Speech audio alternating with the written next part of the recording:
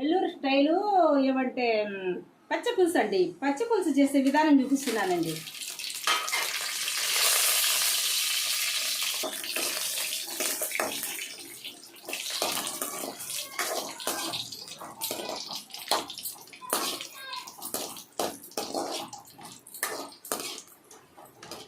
ఈ ఎండుమిరపకాయలు పగిలినాయి అనుకో మూతి పగిలిపోద్దండి, జాగ్రత్తగా వేసుకోండి.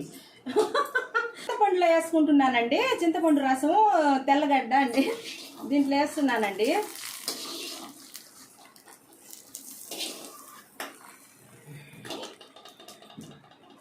కొంచెం ఉప్పు వేస్తున్నానండి. ఈ విధంగా చేయాలంటండి.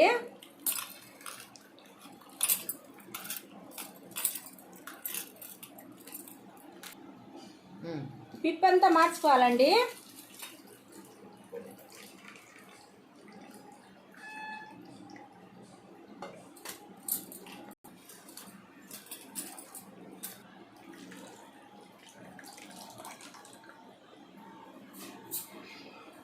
దీంట్లో అబ్బా ఇది తినాలండి, ఘాటుగా. బాగలేని వాళ్ళకి తినాలండి, ఘాటుగా ఉంటుంది. అబ్బా అబ్బా నెల్లూరు పప్పులుసు,